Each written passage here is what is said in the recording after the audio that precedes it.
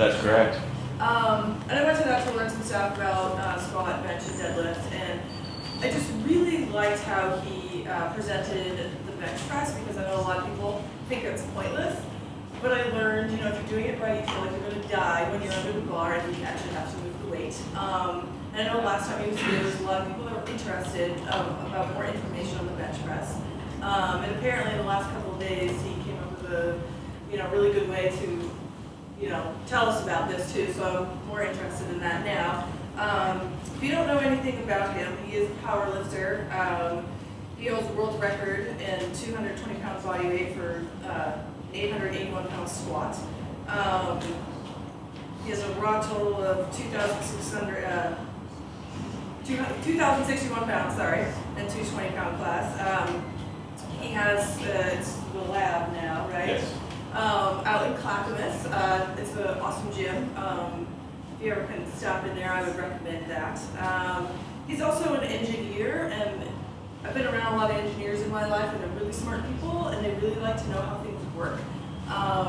So I think, it's going to give an interesting perspective to just the presentation and how he goes about stuff.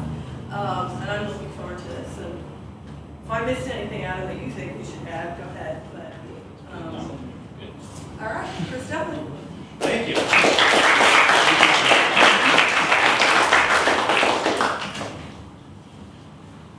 So just wanted to start out by just finding out a little bit about the audience. So is there anyone here today that's actually practicing as a DT or DC yet?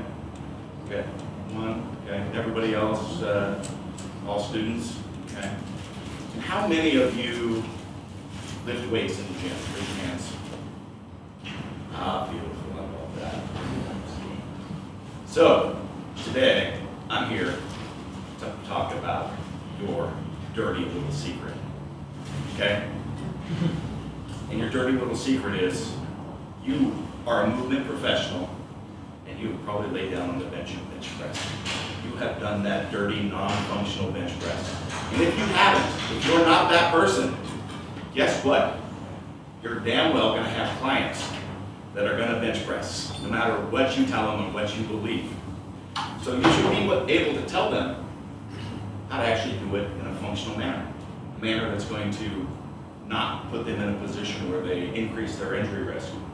And we're doing some positive benefits for human movement. And that can be done, regardless of what everybody says about the bench press being a non-functional movement. Okay? So, I'm going to teach you the functional bench press. I know you're thinking, Chris is going to sit here and show us a flat back bench press. Nice sternal crunch, and that's going to be, posturally, that's correct, right? That's what's got to be the functional bench press. It is not. It's opposite of that. And today I'm going to try to explain why that is the case. Okay? So we've got two different benches shown here. So one, our typical flat back bench, and then we've got an arched bench. We're not talking an overly arched, like powerlifting style, where we're trying to increase our range of motion type of bench. This is just purely in this setup. And the problem is everybody gets it wrong when they think about a bench press, because they think of it as a press, as the athletic movement. Punching, pushing, pulling, all those sorts of things, right? We're in that nice neutral spine position. We've got a stabilized core. We've got our shoulders firing off of that core. We're rooted to the ground, right? So if we're going to bench press, why wouldn't we not want to be in the same damn position, right? It doesn't work. And it is a different movement. We have to think about it differently to understand what it's doing. So if we're talking about athletic bench, you would go straight to, doing cable presses, or Randy, you want to demonstrate the McGill bench real quick? Yeah, get them up. Sure. Push-ups. These are all things that translate really well. So Brandon's going to be off the bench to one side, tap his body off, get that other leg up there, out on the bench. There we go. Okay, and he's going to press here. Yeah, nice functional, sternal crunch, all this stuff going on. But this is not the bench press that we're going to teach. These are all alternatives. You want to stick with an athletic-based movement. Like I said, you're going to be in that standing position, maybe with some cables, push-ups, this sort of thing.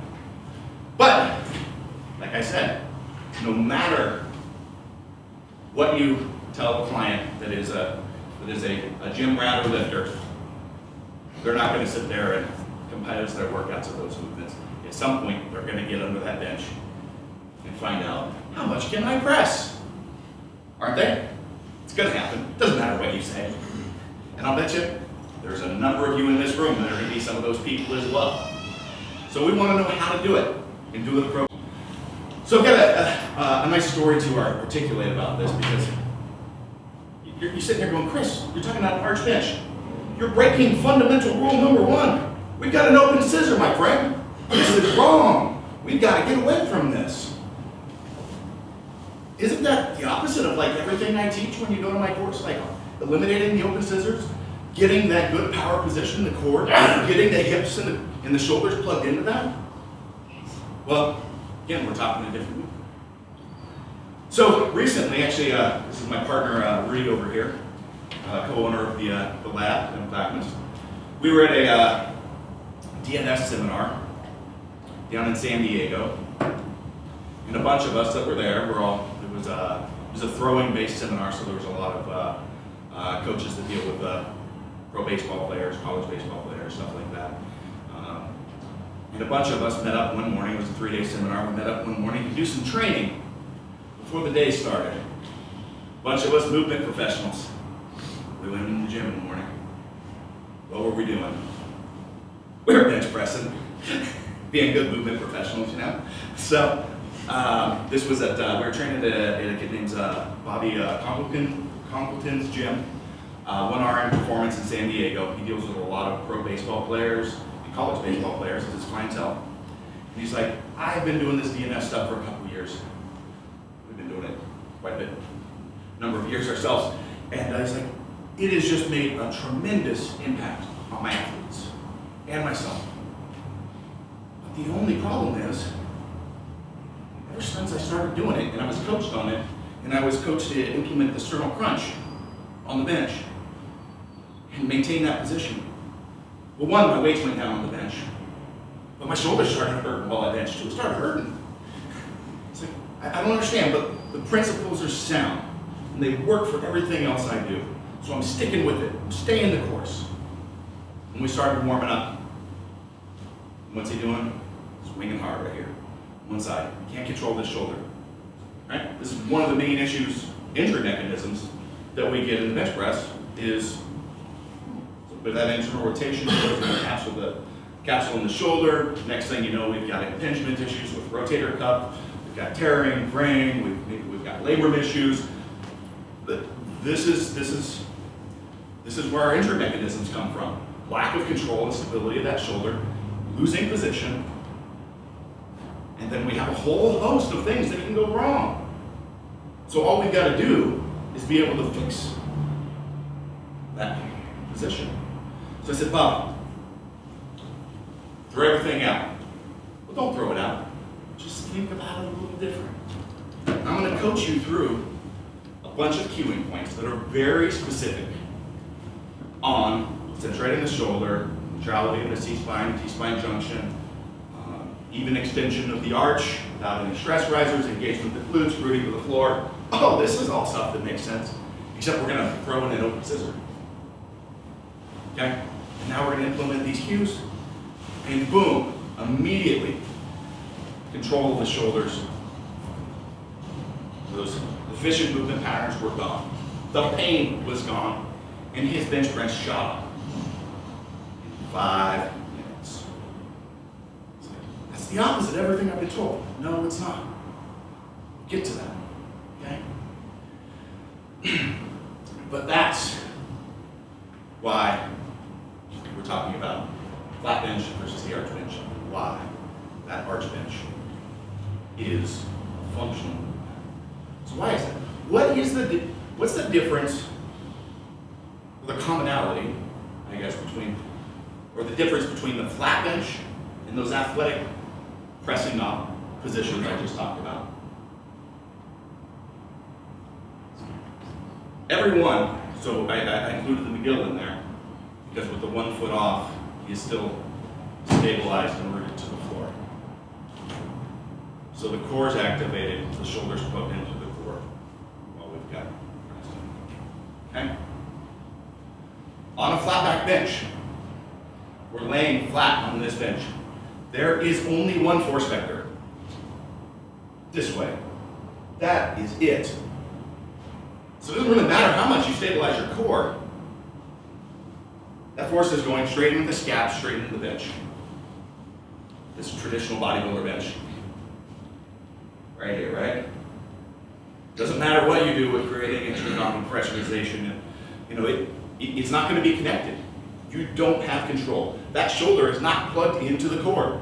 So any little bit of deficiency, imbalances, anything, whoop, whoop, you're out of position. Immediately, just like that. That's why it's not functional, because you're laying on the bench. Like I said, move half off, root to the floor, changes it.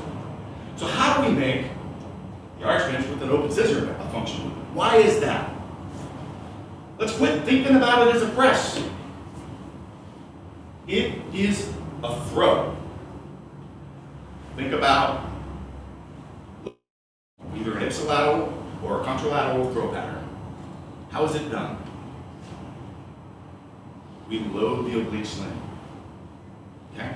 Now we still do it with a neutral spine, but the frontal oblique sling whoop, is loaded. We transfer power.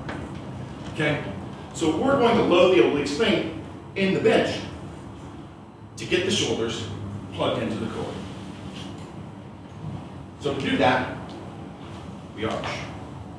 We stretch that out. Now we've got the weight on our hands, and we let that weight come into that arch, even load it even more. Boom. We've got this nice, again, loaded oblique sling. We drop the weight into it. Oh, guess what we just did? We just added a horizontal vector into that force. Right? It's not straight vertical shear force directly through the scap and into the bench. Right? So now we're driving back and we've got tension through here. So if we add the correct things that we really need to focus on with proper joint centration in the shoulder, get those glutes fired up, root to the ground, with that horizontal force we're throwing into the bar, all of a sudden, we're able to get this plugged in here. So with those proper cueing patterns, that's why we're able to turn. So it's not just getting in that position that does it. That position allows you to do some things. So that is how we can make a functional bench press. I'm going to demonstrate this right now. Hopefully the demonstration works. I just made this up this weekend, so we'll see if it works. All right, bands. Might be in the back next.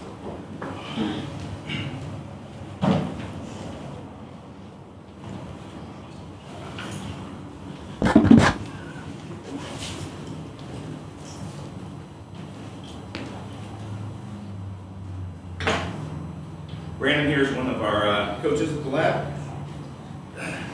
Came to help me demonstrate some stuff as we work through this. So you here, let's put these on your arms first.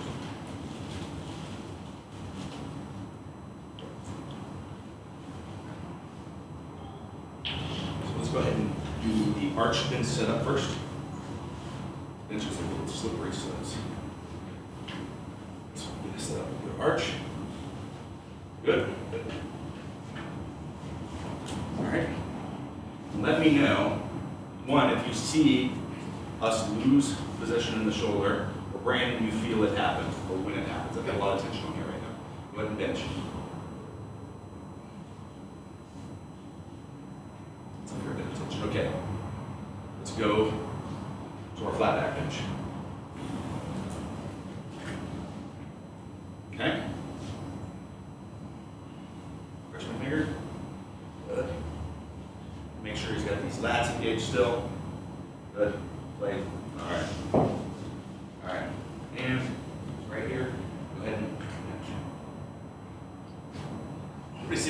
pull out, I'm right in the same spot with the band.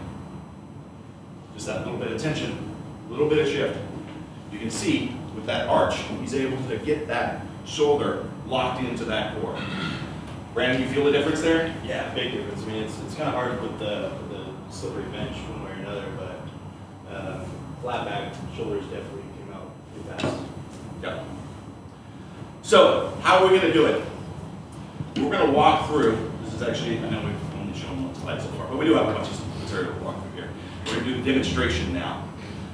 But it just so happens that every one of these coaching videos on how to accomplish the specific cueing strategies and postural awareness that we want and make a functional bench is available on www.kabuki.ms, our subscription-based movement website.